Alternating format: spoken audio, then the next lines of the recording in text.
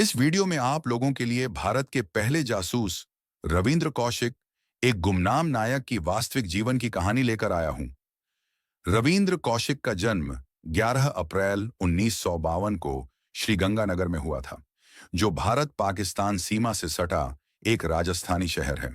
उनका बचपन 1965 और 1971 के भारत पाकिस्तान युद्धों की पृष्ठभूमि में बीता।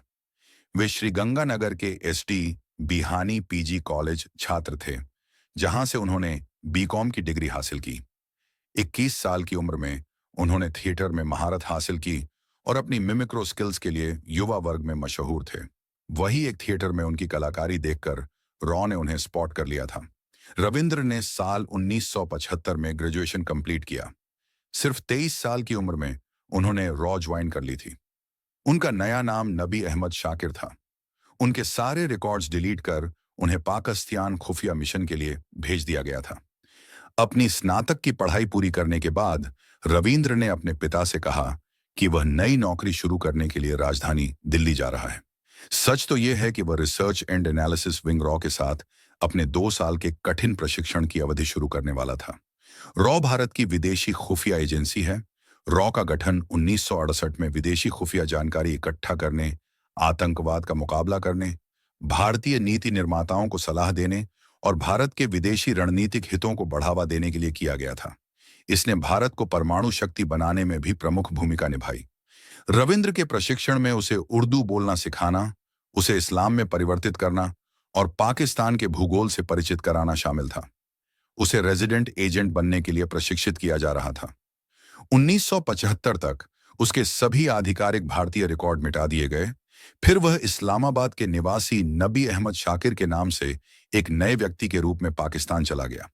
पाकिस्तान में उन्होंने कराची विश्वविद्यालय में दाखिला लिया, जहां उन्होंने एलएलबी की डिग्री पूरी की। उसके बाद वे पाकिस्तानी सेना में विभाग में एक कमीशन अधिकारी के रूप में शामिल हो गए। बाद में उन्हें मेजर के पद पर पदोन्नत किया गया। इसी दौरान पाकिस्तान के एक आर्मी अफसर की बेटी से मोहब्बत हो गई। उनका नाम अमानत था। पहले वो दोनों दोस्त थे, बाद में दोनों की शादी हो गई। यहां तक कि उन्होंने अमानत को भी कभी इस बारे में पता नहीं लगने दिया कि वो रॉ में काम करते हैं। दोनों ने अपने बेटे का नाम आरिब अहमद खान रखा।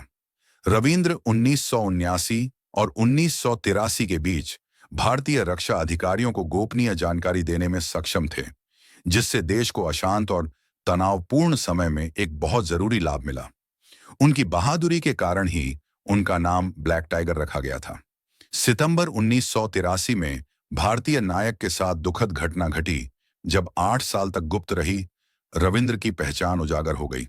रविंद्र से संपर्क करने के लिए भेजा गया रॉ का एक और अंडरकवर एजेंट इनायत मसीह पाकिस्तान की खुफिया agency inter services intelligence ISI से पकड़ा गया। पूछताछ में उसने रविंद्र की पहचान बता दी।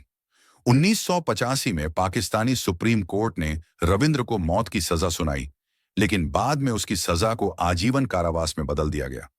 वह सियालकोट, कोट लखपत और मियांवाली सहित कई पाकिस्तानी जेलों में कैदी था। वो करीब 16 वर्षों तक जेल में बंद रहे। जेल में रहने की वजह से उन्हें टीबी, अस्थमा और दिल की बीमारियां हो गई थीं। नवंबर 2001 में वो दुनिया को अलविदा कह गए। मौत के बाद उन्हें मुल्तान की सेंट्रल जेल में दफना दिया गया था। बहुत कम ही लोग इस वास्तविक नायक के बारे में जानते हैं। वह हमेशा गुमनाम नायक रहेंगे। शायद यह इन छोटे प्रयासों के माध्यम से है कि हम शेर दिल रविंद्र कौशिक की स्मृति को लोगों की स्मृति में जीवित रख सकते हैं।